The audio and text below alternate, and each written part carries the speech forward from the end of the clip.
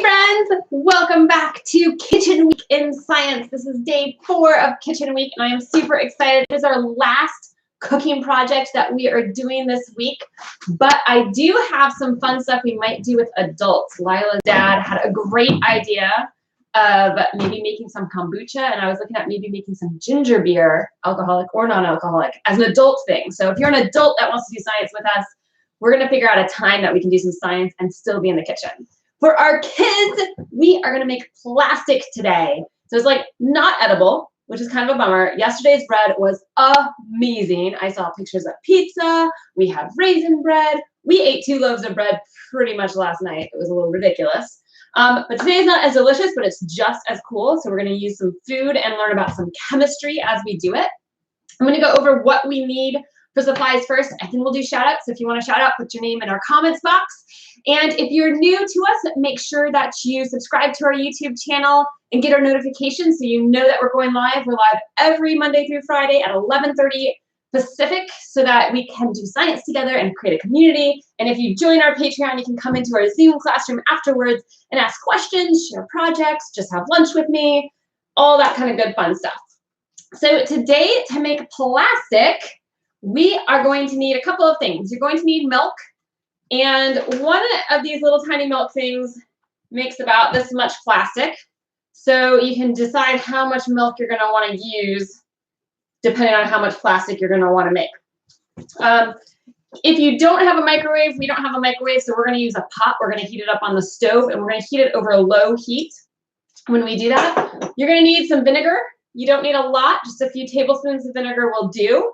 And then you're gonna want a bowl, or the sink will be perfect as your bowl if you wanna do that. Some sort of strainer, so it doesn't have to look like this, it can just look like a normal spaghetti strainer. And a kitchen towel or a paper towel has some sets, and we're gonna basically plop it in like that when we strain our stuff. And then if you're making something that you wanna cut out of, you're gonna want some sort of like silicone or parchment paper to put it on when we're all ready. And we have, if we want to make a cut, you need a cookie cutter. This is a cookie cutter that is a little bear ice cream cone that we made at home as part of our Tinkercad projects. So if you're learning how to model in 3 dimensions, you can go and check out my tutorial on Tinkercad cookie cutters, and we can make a cookie cutter. If you live close by, you can actually send me the .stl file for that, and I can print it off for you if you want a homemade custom cookie cutter, which is really cool. And if you don't want to make a cut, you could also make a mold. So if you have, I know a lot of people have silicone molds like Lego molds, Lego people molds, Star Wars molds that they use to make like candies and stuff. So if you have a silicone mold that you like better, you can also do that. So you would want your mold. So those are the things that we're going to need today. And I'm actually, if you don't have a microwave, we're going to start warming up our milk before we do our shout outs, because we want to heat it up really slowly. So we want to heat it to like hot but not boiling. And I like to warm up milk really slowly. So I'm actually going to get that started right now. If you have a microwave, you can probably skip this step. Make sure you microwave it in a microwavable bowl. Metal, not microwavable. So make sure you're in like a glass, preferably glass bowl, or like a ceramic bowl. Plastic, if you know the plastic's microwavable, but we're not going to eat it, but then plastic could also melt. So I'm just going to make a bunch. So I'm going to make 2 of these, and I'm going to have Evan put this on low on our stove so that it can just slowly warm up and be ready when we're ready to do it. All right, and then we can get to our shout outs, and we'll look over some of our old experiments and feed our sourdough together. Then we'll make our bioplastic. First things first, we are going to feed our sourdough starter. So if you've been with us all week, you have got this beautiful sourdough starter that we are working on, and we won't actually make sourdough bread together. We made our bread together yesterday without sourdough, but what you will be able to do is sort of this week or next week, you will be able to make bread, and instead of adding the commercial yeast that we buy in the packets at the store, which is all sold out right now, you will just add in your sourdough starter. And for most sourdough recipes, it will actually tell you how much of your starter to put in. So that will be really, really helpful for you. So what we've been doing as we feed our sourdough starters is we sort of toss half of it And if we were making bread, that tossing of half of it would actually be usable. So we would say, okay, here is the sourdough starter I'm going to use to make my bread, and I would keep feeding my other sourdough. And then you're going to feed it about equal parts in weight, so not in volume. So you're going to add actually a little bit less water than you are flour, but you're going to basically add in some flour. And the flour is what the yeast is eating. It's the yeast's food. So it's breaking that flour down into the sugars. Ooh, that might be a little too much. And it takes the flour and the sugars, mixes it with oxygen in the air, and it creates carbon dioxide. And the carbon dioxide is those delicious bubbles that we all love in bread. So we're going to mix this all up together. And remember, we want to store it in a warm but not hot place. We don't want to cook our bread. We don't want to cook our yeast. We want it just to be warm and feel like it's sort of at a lovely party. And this is maybe a little too thick, so I'm going to add a little bit more water after I get it all stirred in. Woo. And we did have a question of like why we don't add sugar into the yeast, and I did want to come back and clarify. It is because, so I mentioned I thought it was because the yeast would get so happy and gobble up the sugar and like make lots of like little tiny yeasts that would grow, and then they would go off a cliff, and that's exactly what happens. They sort of go through the food way too fast, and they grow really, really quickly, and then there's not enough food for them later, and they start to die off, which is no good. All right, so you want it to sort of be gloopy and thick, not too thin. We don't want it to be too thin. You're just going to mix it, and then we're going to set up off to the side and hang out. And we made one that had raisins and one that didn't. It was just flour and water. And this is our one that's literally just been flour and water this whole time. And you'll notice we started off being really precise about how much flour and water we were using. And then as our sourdough starter got moving, we've sort of just gone with the flow of it, where we just sort of add about equal parts of flour and water and then mix it in and we're good. Makes it a little easier. Yeah. The Lindberghs say that theirs smells bad, really bad, as does Naomi. Interesting. So smells bad. Is it not making bubbles? Was one question. Are bubbles? Are they there? Are there bubbles there? And like smells bad, like smells like buttermilk bad, or smells like rotten food bad? Ours smells like buttermilk, so it doesn't smell like bad. It doesn't smell gross. We have the Hertz that say theirs does too. Did you guys put it in too hot of a spot? I wonder. And is it making bubbles? Kaya's here. Hi, Kaya. How are you? Yeah, I'm curious. Ours smells like buttermilk. Yeah, it's like not. It doesn't smell bad at all. And we get bubbles pretty quickly. So I'm curious. We need Leah's dad. Maybe if Leah's watching, Leah's dad could come in and tell us. He's a sourdough starter guy, and he could tell us, because this is my first time making sourdough starter as well. I'm curious if maybe there was too much water. I'll do my background check. So, well, yeah, Evan's gonna background check that question. Definitely don't use it until we background check it if it smells really, really bad. Because I don't think it should smell bad. I think it should smell sort of like sour or like buttermilkish. So someone said there's one thing about where it smells like acetone. Does it smell like alcohol bad? If it smells like alcohol bad, that would be our yeast going through anaerobic respiration instead of aerobic respiration. So instead of taking sugar and oxygen and making energy from that, it would mean that we've run out of sugar. And that is now having to sort of make do with whatever it can find. And in that situation, it does make alcohols, which will make it smell funny, which would mean that we didn't feed it enough flour. We would have needed to feed it more flour so that it would have more energy. But I don't know if that is necessarily the cause of our bad smell. I wanted to check in with this one experiment we started yesterday because it didn't really have any results yesterday at the end of class. We started this guy at the beginning of class, and what we had done is we put in a 1/4 cup of warm water into each bottle and a 1/4 teaspoon of yeast into each bottle. So they had sort of same starting stuff. This one we didn't put anything in, so it's just yeast and water, and we did not get anything happening in that. And remember, yeast when they eat stuff and they create energy, they let off carbon dioxide. So this one, the yeast is actually doing nothing in it. This one, we added a tablespoon of salt in it. And we'll notice that also nothing happened. We have no carbon dioxide that was formed. And the reason for this is that the salt actually kills our yeast. And salt is not something that yeast can eat to create energy from. So they are completely dead in there. They might still be alive in this one that has the control. And maybe if we added sugar, it would start it up. But these guys, it's dead. And remember when we did mummies, which we actually, if you have mummies that you're working on, you should make sure you change that salt this week. The water, the high salt concentration is going to burst open those yeast cells. So these yeast cells are like totally popped. Then in this one, we put a tablespoon of sugar, and you'll notice it blew up our balloon. It's nice and puffy. It's very, very happy.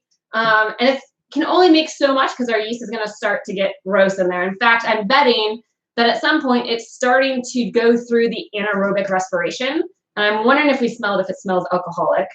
And in this one, we put flour in it, a tablespoon of flour instead of sugar, and it did blow up the balloon, but you'll notice not as quickly and not as much because flour has to break down the flour to get the sugars, whereas here it's like basically free food. It's just pulls it right out of what it needs. So it can do a lot faster of its respiration. In fact, I'm curious, I'm gonna smell it. Let's see what this smells like, if it started to smell gross. No, it smells like yeast. It smells like exactly what I would imagine it to smell like. Let's smell this one. Oh, it smells like nothing. I don't know.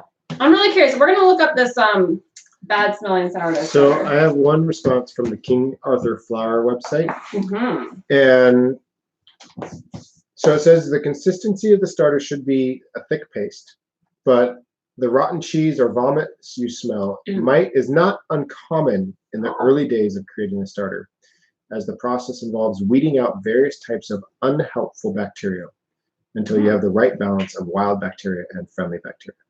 Wild yeast and friendly bacteria. So I would keep on working on it. Maybe don't use it until the bad smell goes away, but see if a few more days of feeding it. So yeah, maybe keep feeding it and make sure it's like a PC type of a thing. And we'll check back in on that, like on Monday maybe, after the weekend. We are going to feed our sourdough starter tomorrow too together, so we can check back in then. So Venetia's here. Hi, Venetia. And Calero's here. Yes, Calero and maybe Sky. And so, yeah, somebody asked, can we add more raisins? Ooh, I don't think you need to add more raisins because we're getting the wild yeast from raisins, which you could add more raisins. I don't think you necessarily need to.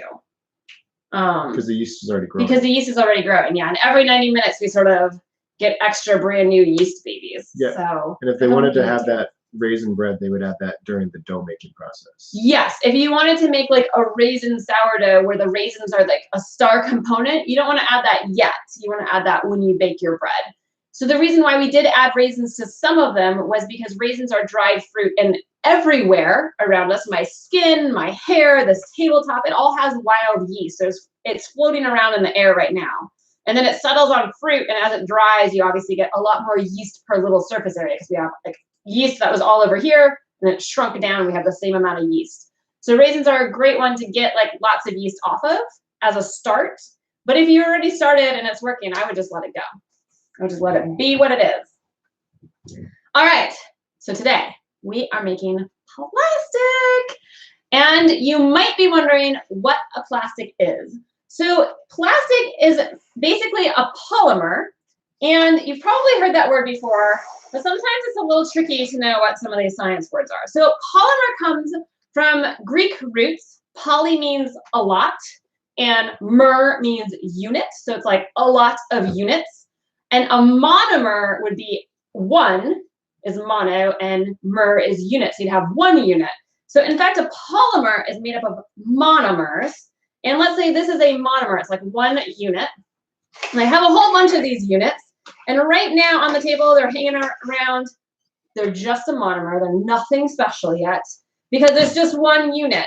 But when we make plastics, we actually link these together. So we add more and more of these units together, and you get this really long chain, and that is what you get as a polymer. So these monomers link together to make sort of like a strand that could be used in plastic. And today, what we're using to make our plastic is milk. And in milk, there is a protein called casein. And casein is our monomer.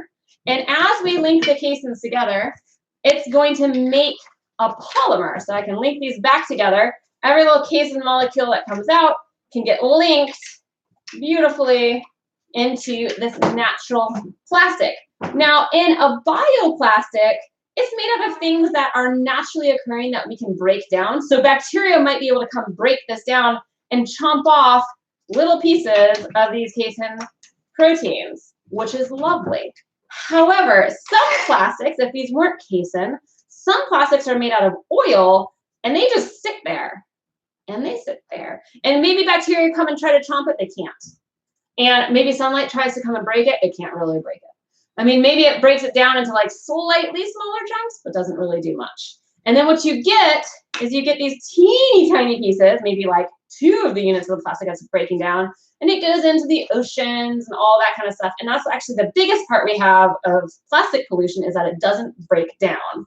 A lot of these plastics, oil-based plastics, where it's oil chunks linked together instead of milk proteins linked together.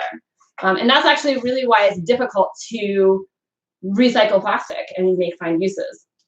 But of course, normal plastic that we see in everyday life, like this guy, it's really flexible, it's really strong, I can see through it, we can make it how we want it to be. Whereas milk plastic is gonna look like this. And it's kind of strong, but you can still break it. And the thicker spots, I can't actually, oh no, I can break it. It's a little bit rigid and breakable, but it does still hold together. And what's really interesting about milk plastic is there's actually, you know, in the 1940s, which for you guys is like, probably feels like, oh my God, forever ago. They actually made a lot of things out of milk plastic. So it was an industrial thing. We made buttons out of it. We would make, we would shape jars out of it and all that kind of stuff. And this one I used a silicone mold for. I tried to make this little gem, but it's, I mean, it really holds. There was a lot of jewelry called milk jewelry that people would wear. And this is pretty good. The industrial ones, they would really press it hard. So it would not have sort of this scraggly, bumpity look. It would be nice and sheer. But that is what we're going to make today. Here's another cool thing people used to make out of plastic that you probably still use today. Elmer's glue. Like white glue used to be made out of milk, which I think is really cool. And this is why milk is white. I'm going to actually show you guys a project we're going to make next week. Ooh, we have a question. Can we use food coloring? I think you can use food coloring. If you want to use food coloring, put it in when your milk is heating up before we add the vinegar. So mix it in and make sure you have a nice even colored of milk. And then when we add the vinegar, that's what's going to actually make that protein or that plastic come together. So I think you want to do the coloring before when it's just milk. And our milk is still heating up. So the reason why milk is white, it's called a colloid. It's a suspension of fat molecules and protein molecules all in the water. And this is actually, we're going to make these guys next week in our pirates class as we learn about buoyancy. But it's a really great way to look at, you can see all these teeny tiny little particles, and those particles all reflect light. And when you reflect all colors of light, you get white light, which is why milk is white. Also why snow is white, because the water, the teeny tiny particles of water reflect all the colors of light. And so you have all these different all colors of light coming from every angle, and everything hits your eye and you see white, which is kind of cool. So if this were our pretend milk, we would have these big globules of fat, and then we'd have these teeny tiny ones are like our casein proteins. And our casein proteins, you can imagine them like a bunch of like golf balls. And there's like a whole bunch of golf balls that make a big golf ball, and it has like hairs going out. All right, so we have like this like ball made up of little tiny golf balls and then hair growing out. And those little tiny golf balls are actually glued together with calcium, which is why milk is so high in calcium and why it's really good for our bones. All right, so what we're going to do as we're heating it up right now, and if you're heating on a stove, you should be heating it up. If you're heating in a microwave, we're just going to microwave it for like 20 or 30 seconds. I'm not entirely sure because we don't even have a microwave, so it's been a really long time since I've used one. But just so it's hot but not boiling. We don't want to boil our milk. We just want to be like steaming. And as we heat it, we're actually making those golf balls get bigger and bigger, which is really nice. And in fact, if you want to try, You could try this experiment we're doing today with cold milk, and you can see what you'll get. It'll be very interesting. But we're going to grab our hopefully hot milk. Let's see if let's do a temp check and see if our milk is hot at this moment. We don't need an actual temperature, just like a feeling it. Is it hot? Steaming. It's steaming. All right, that should be good enough. Sure. Yeah. No, we don't need it. We don't need a temperature. So we're going to take our hot milk. It might be too hot to touch. That's okay. It's 180. 180. We're not boiling, but we are steaming. And I am realizing that I did forget a spoon. So if you also forgot a spoon, because I didn't mention it in our supplies, I'm going to want to grab a spoon for this next part. So right now, I have this hot milk that has these casein proteins that are getting like really big because it's just so like warm and it's engulfing that water and it's getting really big. And what we're going to do is, this doesn't look like a golf ball. It's kind of like a string, right? We need to make our casein look like a string so that those casein monomers can link together like this. I can't really link together a ball. That's really tricky. So we need to open those up. And the way we're going to do that is through an acid. So that's our vinegar. We're going to change the pH, and that change in pH is going to cause that protein to go from like a nice little ball to popping out. And we're going to pop it out, and then once they pop out, they're going to be like, oh, friends, and they're going to link together in a big polymer to make our plastic. So before we add our vinegar, what I want you guys to do is get your setup ready here. So I've got a strainer. If you have like a spaghetti strainer, totally fine. You might be doing this over your sink, in which case you don't actually need this bowl, but I'm not, so I need the bowl. And you're going to put this guy in here, just like that. All right, so that when we strain it, we can really press out some of the liquids. If you are really worried about the temperature and the heat on your hands, you could either ask a parent, or you could grab maybe even your oven mitts would also work if you have silicone ones, or we can wait. The tricky part is our polymer that's holding everything together is really like loose and liquidy when it's warm, and then it gets really rigid when it's cold. And that allows us to shape it. So if it's loose and wiggly and I want a nice straight line, I can shape it like this, and it's loose and wiggly like this, but it's shaped, and then it cools down and it gets really rigid. But maybe I want it to be, when it's loose and wiggly, I want it to shape it like this, so I have some cool thing looking, and then it will become rigid in that shape. So it is going to need to be warm when we do it. Doesn't need to be hot. We don't want anybody to burn themselves. All right, so I've got this part set up and all ready. Paper towels? Paper towels will totally work, yeah. You're just gonna layer some of them, and what we're ultimately gonna want to do, like layer one paper towel all over the bottom, because I'm gonna pull this up and I'm gonna squeeze it down, is what I'm gonna end up doing to get excess water out. If you can't get all the excess water out, what will happen is it'll take longer for this to dry. Oh, I have a hair that's like stuck in my thing. It'll take longer for it to dry, and when it dries, it'll be like more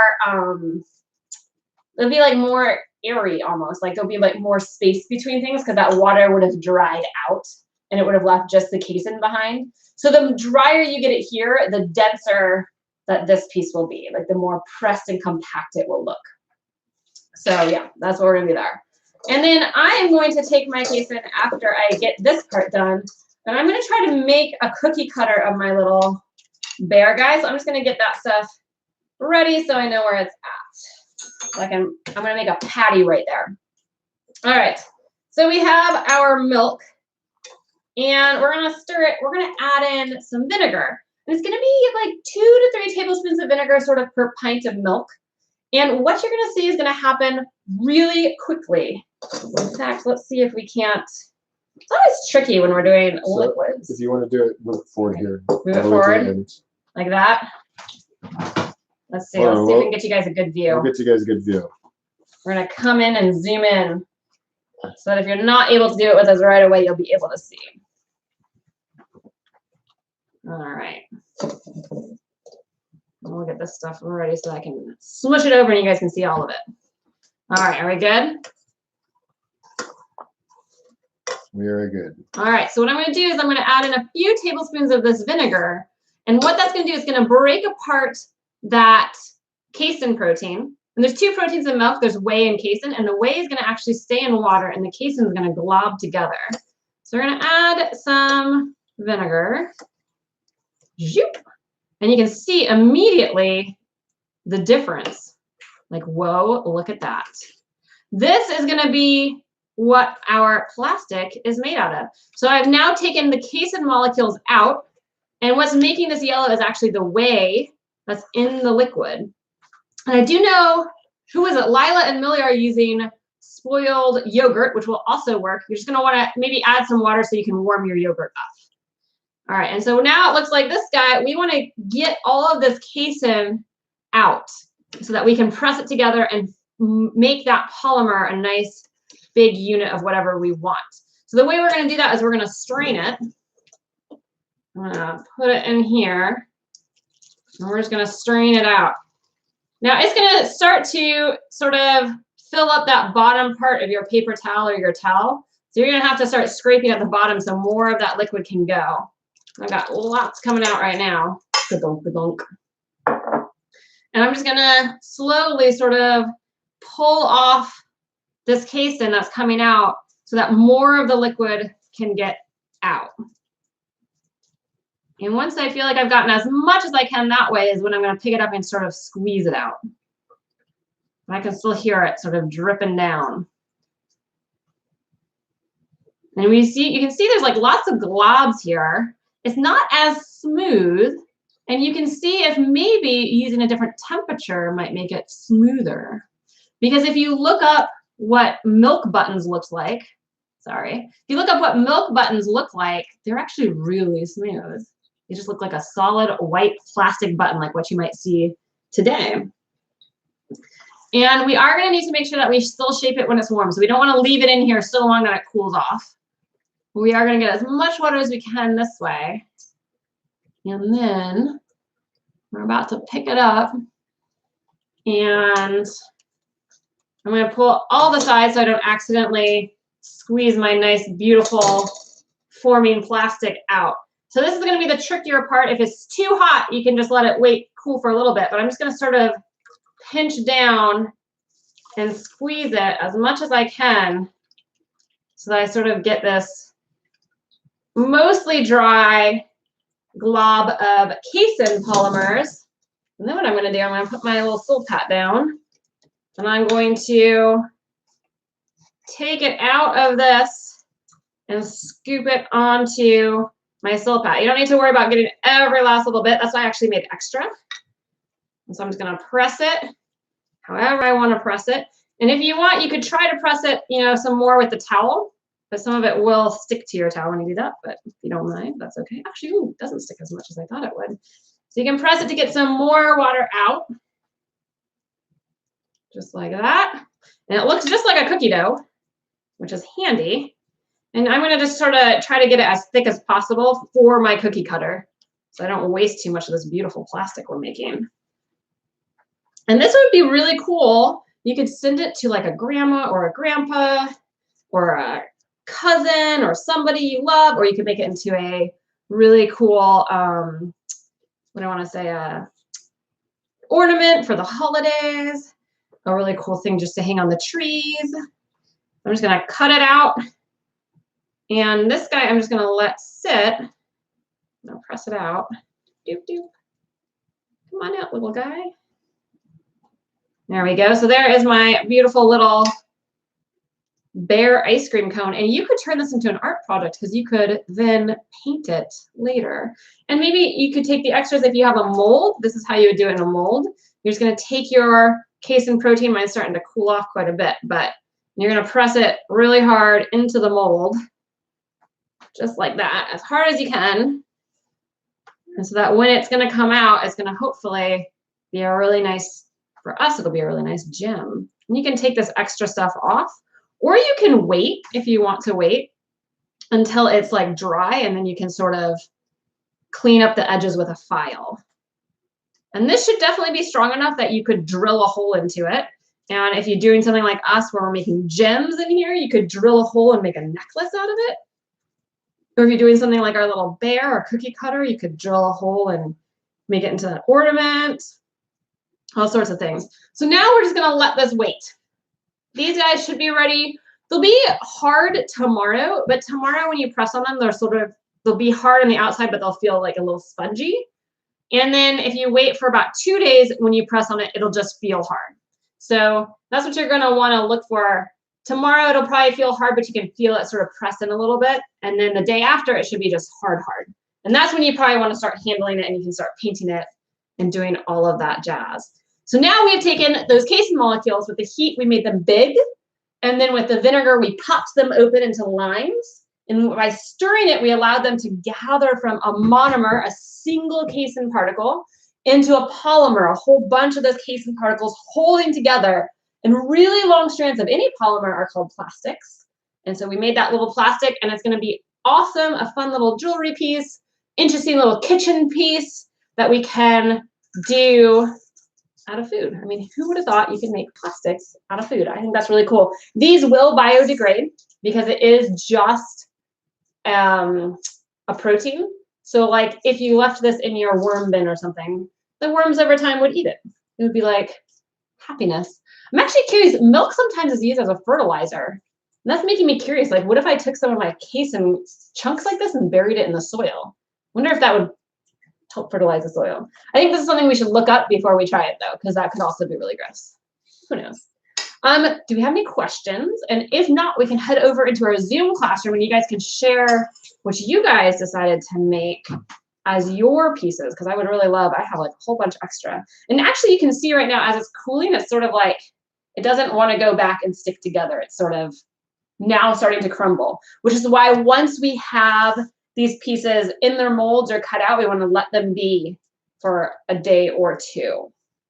It'll be a great weekend project to like either turn it into jewelry or add in painted or anything. I mean, you could even drill a big hole and add like an LED in it. That would be really cool. You like light up milk stuff. I would love that.